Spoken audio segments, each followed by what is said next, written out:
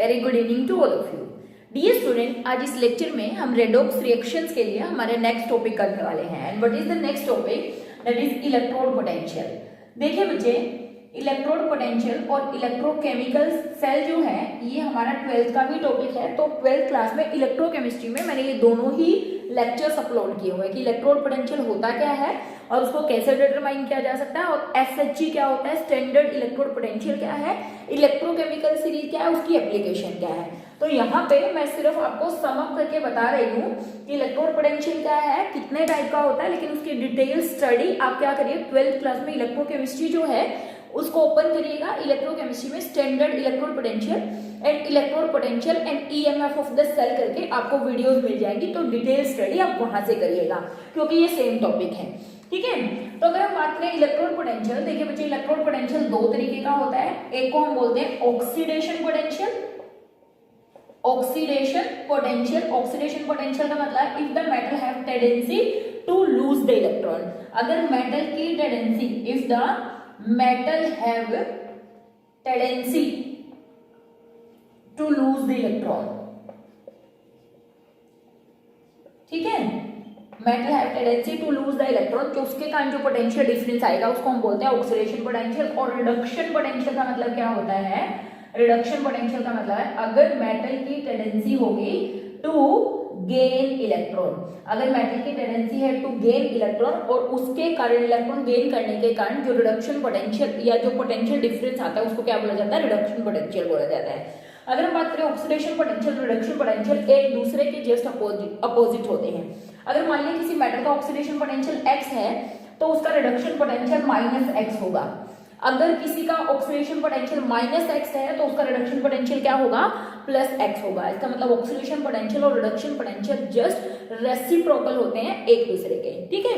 तो according to latest अगर मैं बात करूं IUPAC रिकमेंडेशन, आजकल जितने भी पोटेंशियल इलेक्ट्रोड पोटेंशियल अगर हमें गिवन हो तो वो सारे के सारे रिडक्शन पोटेंशियल होते हैं।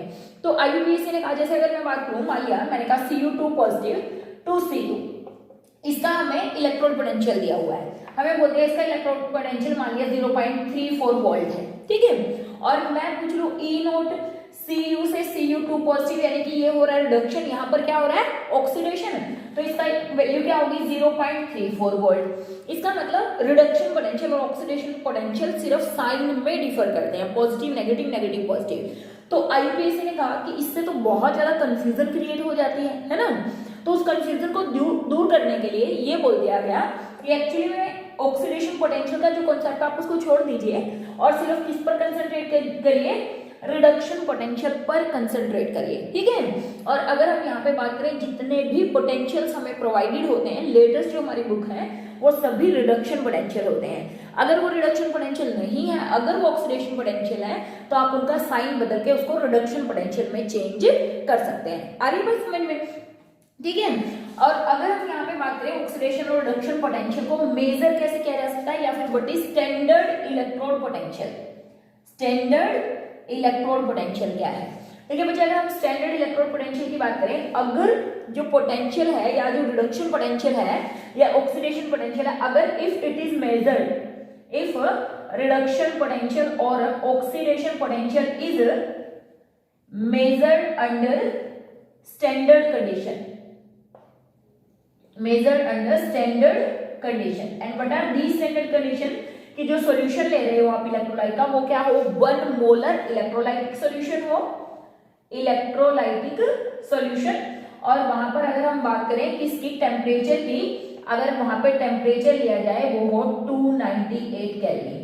तो इस कंडीशन में जो इलेक्ट्रोड पोटेंशियल मेजर किया जाता है उसको क्या बोला जाता है? रिडक्शन पोटेंशियल या ऑक्सीडेशन पोटेंशियल। और यूजुअली क्योंकि मैंने कहा रिडक्शन पोटेंशियल ज्यादा यूज किए जा सकते हैं, तो हम ये बोल सकते हैं कि जो रिडक्शन पोटेंशियल जिसमें स्टैंडर्ड कंडीशन में, यानी कि जो इलेक्ट्रोलाइटिक सॉल्यूशन अगर उसकी कंसंट्रेशन 1 मोलर हो और टेम्परेचर कितना हो? 298 केल्विन हो, तो उस पोटेंशियल को क्या बोला जाता है? स्टैंडर्ड इलेक्ट्रोड पोटेंशियल या स्टैंडर्ड रिडक्शन पोटेंशियल या स्टैंडर्ड ऑक्सीडेशन पोटेंशियल। समझ में आ रही बात? और अगर हम बात करें, कभी भी किसी भी सेल के लिए इंडिपेंडेंटली इलेक्ट्रोड पोटेंशियल मेजर नहीं किया जा सकता। उसको मेजर करने के लिए डेफिनेटली हमारे पास 2 हाफ सेल्स होती हैं। एक को हम बोलते हैं ऑक्सीडेशन हाफ सेल, दूसरे को हम बोलते हैं रिडक्शन हाफ सेल, ठीक है। और स्टैंडर्ड कंडीशन में इलेक्ट्रोड पोटेंशियल को मेजर करने के लिए हम क्या यूज करते हैं, SHE यानी कि standard hydrogen electrode, standard hydrogen electrode, ठीक है। It is used to measure क्या, reduction potential and oxidation potential of any species. Usually आप बोल सकते हो reduction potential of any metal, हम बोल सकते हैं उसके लिए क्या यूज किया जाता है, SHE। SHE क्या है, इसका डिटेल एक लेक्चर मैंने डाला हुआ है क्लास 12 की इलेक्ट्रोकेमिस्ट्री में। तो आप स्टैंडर्ड हाइड्रोजन इलेक्ट्रोड या नॉर्मल हाइड्रोजन इलेक्ट्रोड क्या है, NHE या SHE क्या है, इसकी डिटेल स्टडी वहां से देख सकते हैं। ये इंपॉर्टेंट है कि SHE जो होता है इसका जो रिडक्शन पोटेंशियल लिया जाता है वो हमेशा 0 होता है, चाहे ये ऑक्सीडेशन कर रहा हो, यानी कि इसकी एक प्रॉपर्टी होती है SHE की कि it can act as anode, it can act as cathode. ये एनोड की तरह भी काम कर सकती है, कैथोड की तरह भी काम कर सकती है, और दोनों ही कंडीशन में जो इसका रिडक्शन पोटेंशियल होता है वो कितना लिया जाता है, 0। और उसी के बेसिस पर जो मेटल इसके साथ लिया जाता है SHE के साथ, मान लिया मुझे SHE के साथ कॉपर लिया है तो मैं SHE का यूज करके कॉपर का रिडक्शन पोटेंशियल निकाल सकती हूँ। मान लिया मैंने SHE के साथ जिंक लिया है तो SHE का यूज करके जिंक का रिडक्शन पोटेंशियल निकाल सकती हूँ। कोई भी मेटल का रिडक्शन पोटेंशियल SHE का यूज करके निकाला जा सकता है। मैं कह रही हूँ डिटेल स्टडी के लिए आप प्लीज 12th क्लास के इलेक्ट्रोकेमिस्ट्री में SHE को डिटेल में पढ़िए, वहां से आपको सारी चीजें क्लियर हो जाएंगी, ठीक है। अगर नहीं भी होती तो ये ध्यान रखिए कि हम जो इलेक्ट्रोड पोटेंशियल मेजर करते हैं स्टैंडर्ड हाइड्रोजन इलेक्ट्रोड की हेल्प से उनको मेजर किया जाता है, ठीक है। Now let me talk about what is electromotive series या electrochemical series. Electrochemical series, electromotive series और इलेक्ट्रोकेमिकल सीरीज क्या है बच्चे, यहां तक अगर आप बात समझ जाएंगे कि SHE की हेल्प से अलग अलग मेटल का क्या निकाला जा सकता है, रिडक्शन पोटेंशियल निकाला जा सकता है, ठीक है। तो हो सकता है कि हमने बहुत सारे मेटल का रिडक्शन पोटेंशियल निकाल दिया, जिंक का निकाल दिया, सोडियम का निकाल दिया, मैग्नीशियम का निकाल दिया, लिथियम का निकाल दिया, बहुत सारे मेटल्स का। अगर उन रिडक्शन पोटेंशियल को एक सीरीज में रख दिया जाए according to increasing reduction potential या डिक्रीजिंग रिडक्शन पोटेंशियल, ऐसी सीरीज को क्या बोला जाता है, इलेक्ट्रोमोटिव सीरीज या इलेक्ट्रोकेमिकल सीरीज। यानी कि a series in which elements are arranged according to their increasing or decreasing reduction potential। Standard reduction potential लिखूं तो ज्यादा बेहतर रहेगा, standard reduction potential is called electrochemical series. तो इलेक्ट्रोकेमिकल सीरीज एक ऐसी सीरीज है, जैसे हम पढ़ते थे 10th क्लास में कि रिएक्टिविटी सीरीज क्या होती है, हम कहते थे कि ऐसी सीरीज जिसमें एलिमेंट को according to their decreasing order of reactivity के बेसिस पर अरेंज किया गया है। तो इलेक्ट्रोकेमिकल सीरीज भी एक सीरीज है, यहाँ पे मैं आपको दिखाऊंगी एक इलेक्ट्रोकेमिकल सीरीज जिसमें हमने एलिमेंट्स को रखा हुआ है किसके बेसिस पर, according to their standard reduction potential.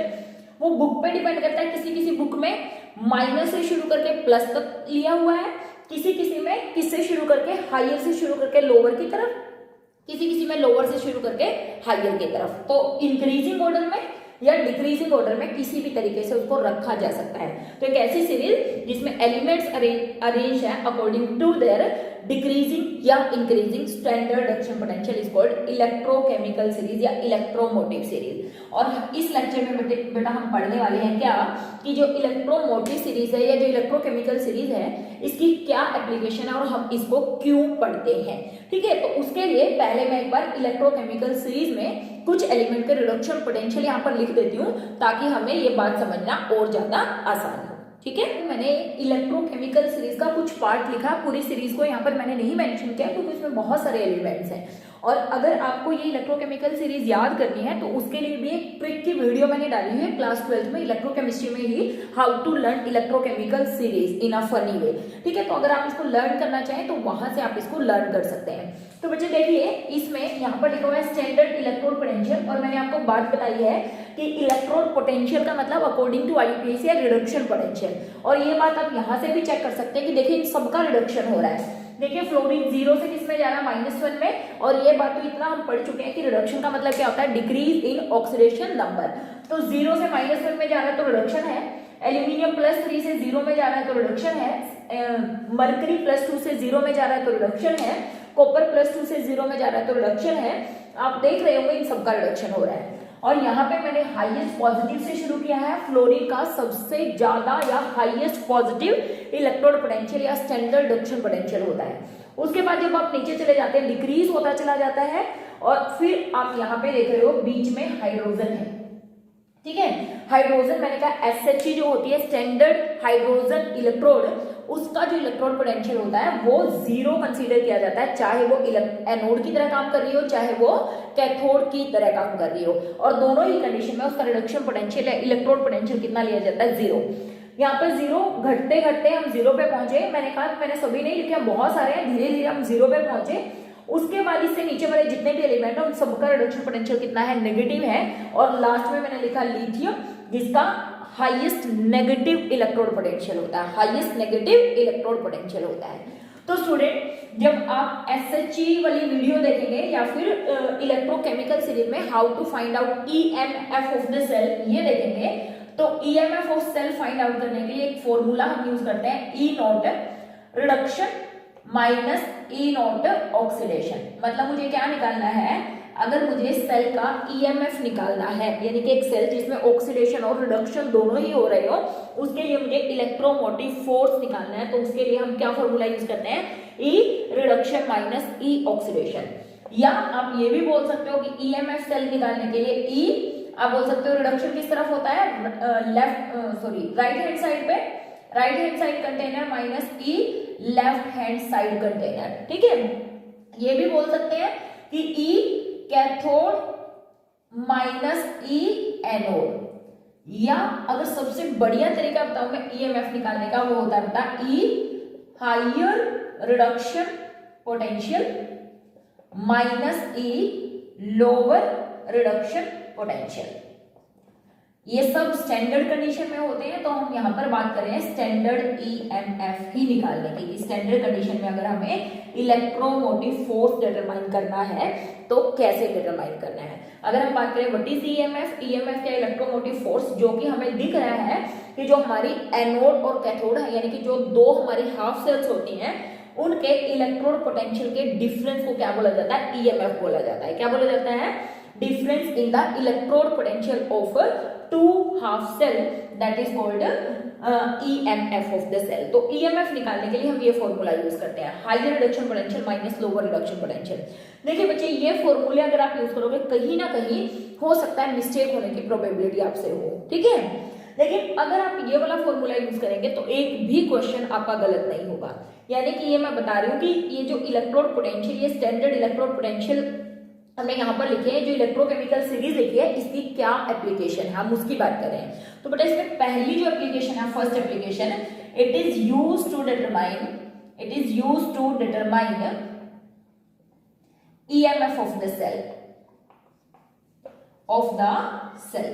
किसी भी सेल का EMF निकालने के लिए हम किसका यूज करते हैं, इस इलेक्ट्रोकेमिकल सीरीज का यूज करते हैं। क्यों? क्योंकि ये जो रिडक्शन पोटेंशियल है वो हमें कहां से पता चलते हैं, इस इलेक्ट्रोकेमिकल सीरीज से पता चलते हैं। और बच्चे ये जितने भी पोटेंशियल्स यहाँ पर लिखे हुए हैं, ये कैसे पता चला, 2.87 है।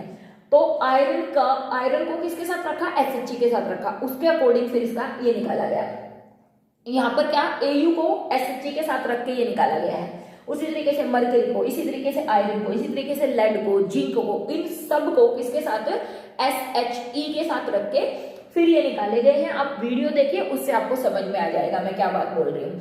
तो हमने कहा EMF निकालने के लिए हम क्या यूज करते हैं, SHE यूज करते हैं। तो बच्चे ये देखिएगा, अगर किसी क्वेश्चन में आपको दो एलिमेंट्स के रिडक्शन पोटेंशियल गिवन है, दो एलिमेंट्स के क्या गिवन है, रिडक्शन पोटेंशियल गिवन है, तो उसमें से EMF निकालने के लिए आपको सिर्फ एक ही काम करना है, हायर रिडक्शन पोटेंशियल में से लोअर रिडक्शन पोटेंशियल को माइनस कर देना है। Higher reduction potential minus lower reduction potential, ठीक है। दूसरा एप्लीकेशन की अगर हम बात करें, it explain about spontaneity of reaction, explain about spontaneity of reaction. मतलब हमें ये पता चलेगा कि कोई रिएक्शन स्पॉन्टेनियस है या नॉन स्पॉन्टेनियस, मतलब कोई रिएक्शन होगी या नहीं होगी। देखिए कैसे पता चलेगा, अगर E0 सेल यानी कि ईएमएफ इसकी बात कर रहे हैं, E note cell, EMF of the cell अगर पॉजिटिव आएगा तो reaction can occur, reaction can occur, reaction हो सकती है। अगर ई नोट सेल क्या आ जाए, नेगेटिव आ जाए, तो हम कहेंगे reaction can note occur, reaction नहीं होगी। इसका मतलब कोई रिएक्शन होगी कि नहीं होगी कैसे पता चलेगा? आप क्या करिए, ईएमएफ डिटरमाइन कर लीजिए। अगर ईएमएफ की वैल्यू पॉजिटिव आ गई है तो रिएक्शन फिजिबल है, रिएक्शन स्पॉन्टेनियस है। अगर ईएमएफ की वैल्यू नेगेटिव आई तो इसका मतलब रिएक्शन नॉन स्पॉन्टेनियस है, रिएक्शन फिजिबल नहीं है। तो ये चीज हमने निकाली, फिजिबिलिटी निकाली, ठीक है। अब देखिए बच्चा, अगर मैं यहाँ पर बात करूं, यहाँ पर एक बड़ी इंटरेस्टिंग बात मैंने बताई है कि बड़ा रिडक्शन पोटेंशियल हमेशा रिडक्शन होता है। क्या बात बोली हमने? हाइयर रिडक्शन पोटेंशियल का मतलब हमेशा रिडक्शन होता है। मान लिया मैं एक छोटा सा एग्जांपल यहाँ पे ले लूं, जैसे मैंने यहाँ पर लिखा Au3 positive plus 3 electron give Au, इसका रिडक्शन पोटेंशियल है 1.50 वोल्ट, ठीक है। दूसरा मैंने यहाँ पर लिख दिया Cu2 positive plus 2 electron give Cu और इसका रिडक्शन पोटेंशियल है 0.85 वोल्ट, दोनों पॉजिटिव वैल्यू है। अब देखिए रिएक्शन को अगर आप देख रहे हो, यहां पर भी रिडक्शन हो रहा है, यहां पर भी रिडक्शन हो रहा है। आपको कैसे पता चलेगा कि अगर मैं इन दोनों को कंपेयर कर रही हूं, अगर मैं Au और Cu को कंपेयर कर रही हूं, तो how can we know that where the reduction occur and where the oxidation occur, कहां पर रिडक्शन होगा और कहां पर ऑक्सीडेशन होगा, हमें कैसे पता चलेगा? क्यों? क्योंकि देखने से तो हमें ये लग रहा है कि दोनों का ही क्या हो रहा है, रिडक्शन हो रहा है। तो आप इस बात पर आ जाइए, जो वैल्यू बड़ी होगी, जो वैल्यू हमेशा क्या होगी, बड़ी होगी, वहां पर हमेशा रिडक्शन होगा। इसका मतलब यहां पर होगा रिडक्शन, और जो छोटा रिडक्शन पोटेंशियल है उसका मतलब है वहां पर होगा ऑक्सीडेशन। अगर मेरे को इन दोनों को कंपेयर करना है और मेरे को इसके लिए क्या निकालनी है, ईएमएफ निकालनी है, तो देखिए बच्चे मैं कैसे लिखूंगी इसका ईएमएफ। ईएमएफ किस सेल का? इस सेल का, जिसमें एक तरफ तो है Au और दूसरी तरफ है Cu, तो उसके लिए मैं क्या निकालूंगी? मैंने कहा मेरा फॉर्मूला है ई नोट, रिडक्शन किसका, Au3 positive to Au minus E naught Cu2 positive to Cu। देखिए बच्चे ये भी मैंने रिडक्शन लिखा है, ये भी मैंने रिडक्शन लिखा है, क्यों? क्योंकि मेरे अकॉर्डिंग बड़ा रिडक्शन पोटेंशियल माइनस छोटा रिडक्शन पोटेंशियल होता है, high reduction potential minus lower reduction potential, ये होता है। तो बच्चे यहाँ पर हम बात करें ईएमएफ यानी कि ई नोट सेल स्टैंडर्ड कंडीशन में ये वैल्यू कितनी है, 1.50 माइनस 0.85। इनको सोल्व करके जो भी आएगा that is the E note cell of the reaction, ठीक है, that is EMF of the reaction. मतलब जो बड़ी वैल्यू होगी वहां पे हमेशा रिडक्शन, और जो छोटी वैल्यू होगी वहां पर क्या होगा, ऑक्सीडेशन। अगर मेरे से बोला जाए कि सेल रिएक्शन लिखिए, क्योंकि ये तो दोनों रिडक्शन को रिप्रेजेंट कर रहा है, उस कंडीशन में सेल रिएक्शन लिखने के लिए पहली बात तो मुझे इलेक्ट्रॉन्स को बैलेंस करना पड़ेगा, यानी कि इस रिएक्शन को मुझे बैलेंस करना पड़ेगा। दूसरा, यहाँ पर मैं कह रही हूँ कि ऑक्सीडेशन होगा, लेकिन ये रिएक्शन तो क्या शो कर रही है, रिडक्शन। इसका मतलब इसके लिए मुझे इस रिएक्शन को बदलना पड़ेगा। मैं कह रही हूँ Cu gives Cu2 positive plus 2 electron. क्यों? क्योंकि यहां पर तो क्या हो रहा है, एक्चुअली तो यहां पर ऑक्सीडेशन हो रहा है इन कंपैरिजन टू Au।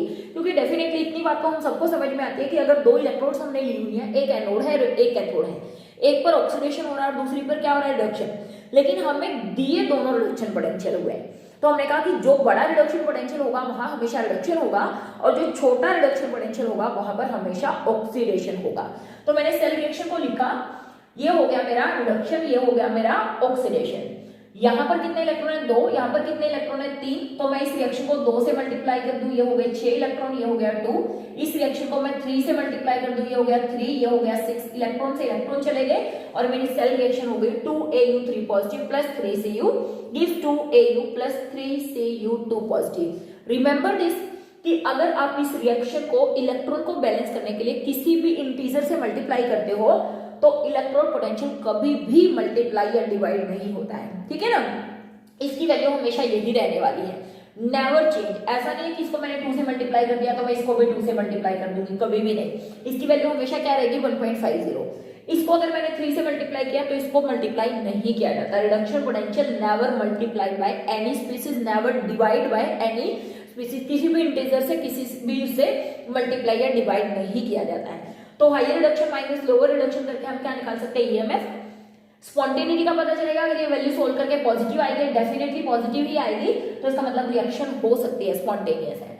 अगर ये वैल्यू नेगेटिव आएगी तो इसका मतलब रिएक्शन नॉन स्पॉन्टेनियस नहीं हो सकती, ठीक है, पहली बात। दूसरी, क्योंकि अभी अभी मैंने बात करी जिसकी रिडक्शन पोटेंशियल की वैल्यू जितनी ज्यादा हाई होगी इसका मतलब वहां हमेशा रिडक्शन होगा।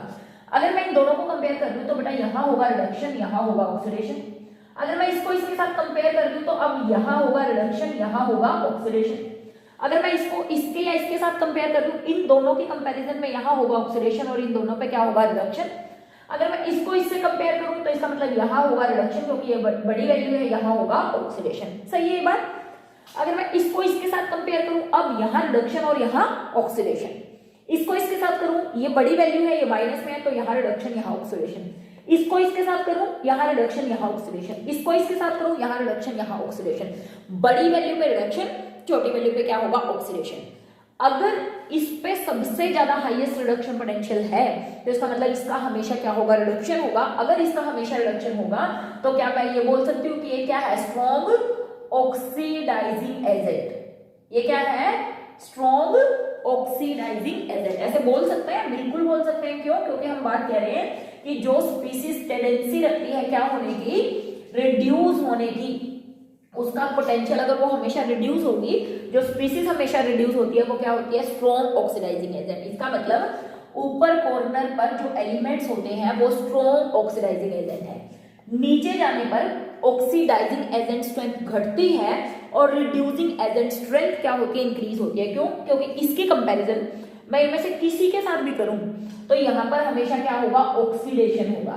अगर यहाँ पे जिस स्पीसीज का ऑक्सीडेशन होता है वो क्या होती है स्ट्रॉन्ग रिड्यूसिंग एजेंट। तो ये वाला एंड जो है वो उस पे कौन लाई करते हैं स्ट्रॉन्ग रिड्यूसिंग एजेंट लाई करते हैं, ऊपर वाले एंड पर कौन लाई करते हैं स्ट्रॉन्ग ऑक्सीडाइजिंग एजेंट। नीचे जाने पर ऑक्सीडाइजिंग एजेंट स्ट्रेंथ डिक्रीज होती है, ऊपर जाने पर रिड्यूसिंग एजेंट स्ट्रेंथ डिक्रीज होती है, ठीक है। तो इससे हमें पता चल रहा है ये बात, ठीक है। तो ये थर्ड एप्लीकेशन हो गई कि we can explain about oxidising agent and reducing agent strength on the basis of this electrochemical series. पहली बात कही ईएमएफ निकाल सकते हैं, दूसरी बात कही ईएमएफ पॉजिटिव आता है तो रिएक्शन स्पॉन्टेनियस होगी, नेगेटिव आता है तो नॉन स्पॉन्टेनियस होगी। तीसरी बात जितना बड़ा रिडक्शन पोटेंशियल होगा उस पर हमेशा रिडक्शन होगा, छोटे वाले पे हमेशा ऑक्सीडेशन होगा। अगर रिडक्शन होगा तो इसका मतलब वो स्पीसीज स्ट्रॉन्ग ऑक्सीडाइजिंग एजेंट होगी, अगर ऑक्सीडेशन होगा तो वो स्पीसीज स्ट्रॉन्ग रिड्यूसिंग एजेंट होगी, ठीक है। इसका मतलब ये इस वाले एंड पे स्ट्रॉन्ग रिड्यूसिंग एजेंट है, ऊपर जाने पर रिड्यूसिंग एजेंट स्ट्रेंथ घटती है। ऊपर वाले एंड पर स्ट्रॉन्ग ऑक्सीडाइजिंग एजेंट है, नीचे आने पर ऑक्सीडाइजिंग एजेंट की स्ट्रेंथ क्या होती है डिक्रीज होती है। Third application. अगर मैं बात करूं फोर्थ एप्लीकेशन की, यहाँ पर देखिए बच्चे हमसे क्वेश्चन आते हैं, एक तो क्वेश्चन आते हैं ईएमएफ निकालिए, दूसरे टाइप के क्वेश्चन हमें आते हैं कि इनमें से कौन सा मेटल क्या कर सकता है हाइड्रोजन गैस को लिबरेट कर सकता है, किसके साथ एसिड से कौन सा मेटल एसिड से हाइड्रोजन को लिबरेट कर सकता है। देखिए जैसे मान लिया क्वेश्चन आ गया हमें कि हमें स्टैंडर्ड इलेक्ट्रॉन पोटेंशियल दे दी, यानी कि रिडक्शन पोटेंशियल दे दिए 2-3, मान लिया ये दे दिया, ये दे दिया, ये दे दिया। मतलब मेरे से क्वेश्चन दिया हुआ है कि which of the following metal can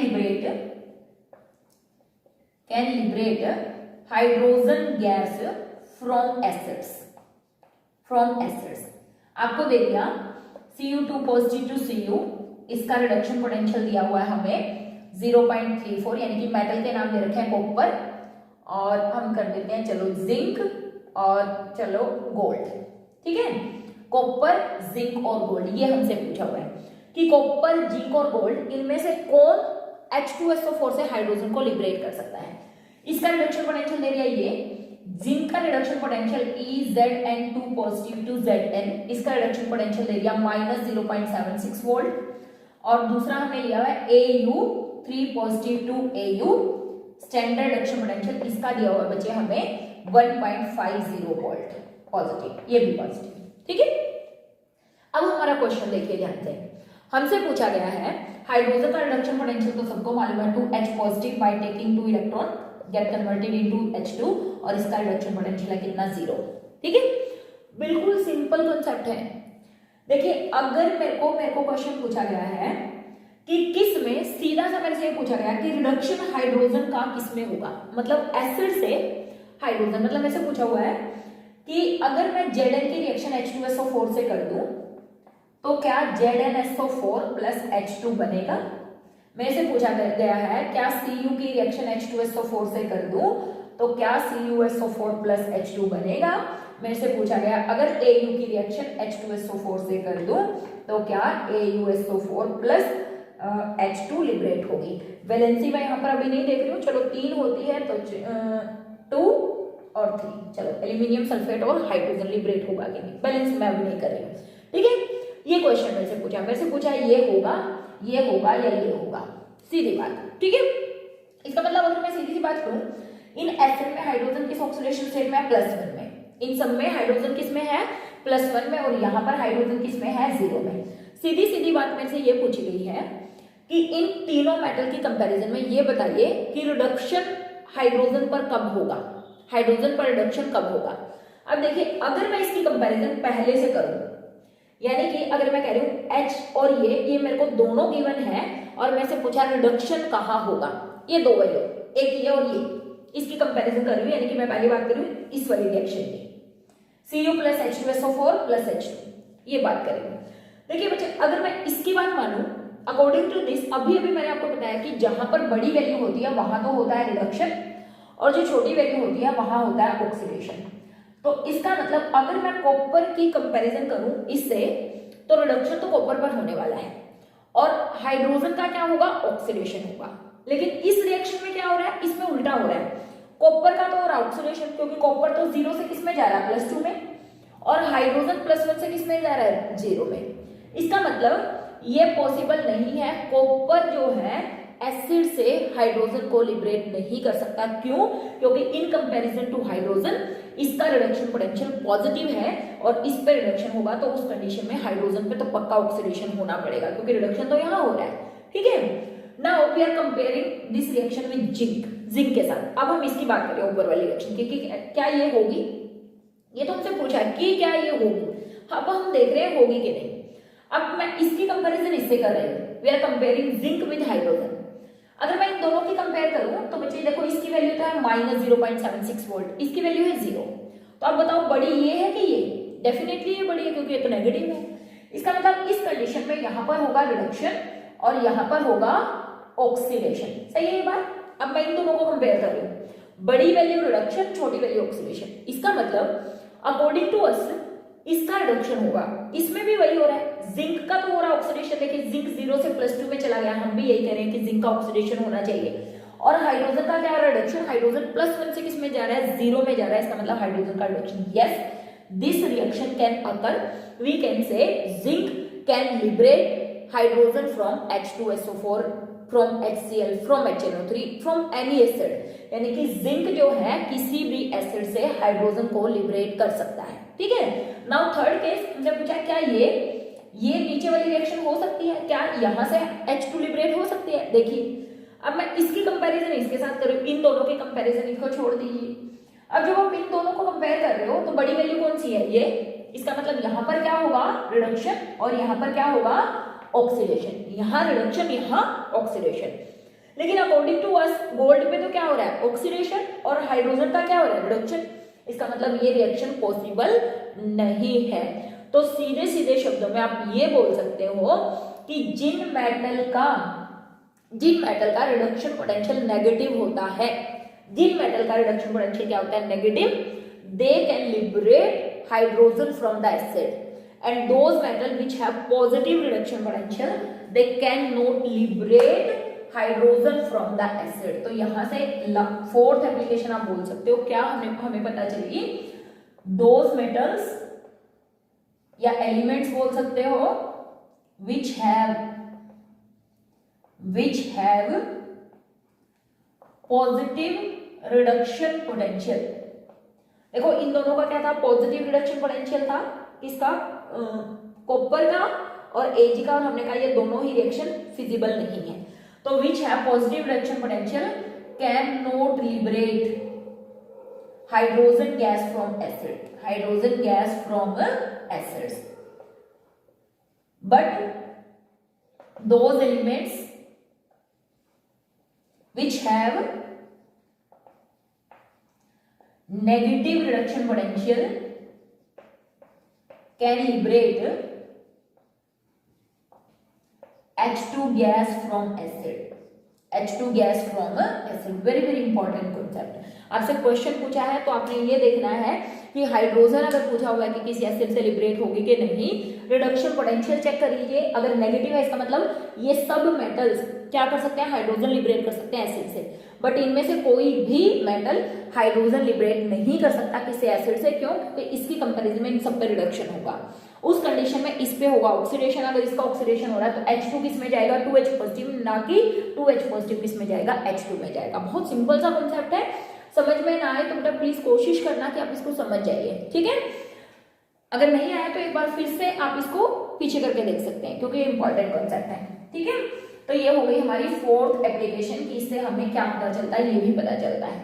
अच्छा, फिर एक क्वेश्चन आता है हमें किस तरीके से, ऐसे क्वेश्चन आएंगे कि क्या ZnSO4 का सॉल्यूशन कॉपर वेसल में स्टोर किया जा सकता है, ऐसे क्वेश्चन आ गए। Can ZnSO4 solution can be stored in copper vessel, ऐसा क्वेश्चन हमसे पूछ लिया कि क्या आप जिंक सल्फेट का सॉल्यूशन कॉपर वेसल में स्टोर कर सकते हैं, क्या कॉपर सल्फेट का सॉल्यूशन आयरन के वेसल में स्टोर कर सकते हैं, क्या मैग्नीशियम सल्फेट का सॉल्यूशन एल्यूमिनियम के वेसल में रख सकते हैं, इस तरीके के क्वेश्चन आ जाएंगे हमें, ठीक है, कि होगा कि नहीं, मतलब फिर से हमें ये पूछिए क्या ये रिएक्शन स्पॉन्टेनियस है या नहीं है। देखिए बेटा इस तरीके के क्वेश्चन में भी देखिए, अगर मेरे से यही क्वेश्चन पूछा हुआ है तो मेरे से क्वेश्चन पूछा कि क्या ZnSO4 plus Cu form CuSO4 plus Zn, मेरे से पूछा हुआ है कि क्या मैं कॉपर वेसल में जिंक सल्फेट के सॉल्यूशन को स्टोर कर सकती हूँ। तो मुझे सिर्फ एक चीज ध्यान रखनी है, वो क्या, अगर मेरा आंसर आया यस ये रिएक्शन होगी, यस ये रिएक्शन होगी, अगर ये रिएक्शन हो जाएगी इसका मतलब कॉपर जिंक सल्फेट के सॉल्यूशन के साथ रिएक्शन कर लेगा, तो मैं बोलूंगी नहीं स्टोर कर सकते। क्यों? क्योंकि अगर दोनों चीज आपस में रिएक्शन कर लेंगी तो मैं क्यों स्टोर करूंगी किसको, जिंक सल्फेट के सॉल्यूशन को कॉपर वेसल में। अगर ऐसा हुआ कि नहीं ये रिएक्शन फिजिबल नहीं है, ये नहीं हो सकती, ये अगर आप जिंक सल्फेट को कॉपर के साथ रिएक्शन कराओगे तो ये रिएक्शन पॉसिबल नहीं है, तो उस कंडीशन में मैं कह दूंगी यस ये दोनों आपस में रिएक्शन नहीं कर सकते, इसलिए आप जिंक सल्फेट के सॉल्यूशन में कॉपर के वेसल में जिंक सल्फेट के सॉल्यूशन को स्टोर कर सकते हो, ये सेफ है। क्यों? क्योंकि आपस में रिएक्शन नहीं करेंगे। अब देखिए करेंगे कैसे ऐसे क्वेश्चन को, अब हमें दो ये दिए हुए हैं, इसका मतलब हमें मिलेगा standard reduction potential of Zn2 positive to Zn जो कि कितना है -0.76 वोल्ट, और E नॉट Cu2 पॉजिटिव से Cu जो कि है +0.34 वोल्ट, +0.34 वोल्ट, ये वैल्यूज ये फिक्स होती है, आपको गिवन मिलेगी क्वेश्चन के अंदर। अब देखिए ये तो हमसे पूछा गया है कि क्या ये रिएक्शन स्पॉन्टेनियस है, एक प्रकार से मान के चल सकते हो कि ये हमारा एम है, हमसे ऐसे पूछा हुआ है कि क्या ये रिएक्शन होगी, अगर ये रिएक्शन हो जाएगी तो मैं कह दूंगी कि नहीं स्टोर नहीं करेंगे, नहीं हुई तो हम कह देंगे स्टोर कर लेंगे। अब देखिए अकॉर्डिंग टू दिस ये दो रिडक्शन पोटेंशियल हमें दिए हुए हैं, तो हमें ये देखना है रिडक्शन कहाँ होगा और ऑक्सीडेशन कहाँ होगा। हमेशा एक ही कॉन्सेप्ट, बड़ा रिडक्शन पोटेंशियल मतलब रिडक्शन, छोटा रिडक्शन पोटेंशियल मतलब ऑक्सीडेशन। बड़ा रिडक्शन पोटेंशियल का मतलब क्या होता है रिडक्शन, छोटा रिडक्शन पोटेंशियल का मतलब बच्चे क्या होता है ऑक्सीडेशन। समझ आ रही है? इसका मतलब हमारे अकॉर्डिंग जो कंडीशन ये दी हुई है इसके अकॉर्डिंग ये होने वाला है कि Cu2 positive by taking 2 electron get converted into Cu and Zn get converted into Zn2 positive by loss of 2 electron। अगर मैं इस रिएक्शन को ऑल ओवर रिएक्शन को देखूं तो रिएक्शन हो गई Cu2 positive plus Zn gives Cu plus Zn2 positive. ये ऊपर वाली रिएक्शन थी रिडक्शन रिएक्शन, नीचे वाली रिएक्शन थी ऑक्सीडेशन रिएक्शन। तो देखिए हमारे ये जो रिएक्शन थी वो पूछा गया था कि Zn2 पॉजिटिव यहाँ पे किसमें जा रहा है जीरो में, कॉपर जीरो से किसमें जा रहा है +2 में। हमारी रिएक्शन इसके अपोजिट है, हमारी रिएक्शन है Cu2 पॉजिटिव जा रहा है कॉपर में, Zn जा रहा है Zn2 पॉजिटिव में। इसका मतलब ये रिएक्शन नहीं होगी, ये वाली रिएक्शन होगी क्योंकि गिवन कंडीशन ऐसी है।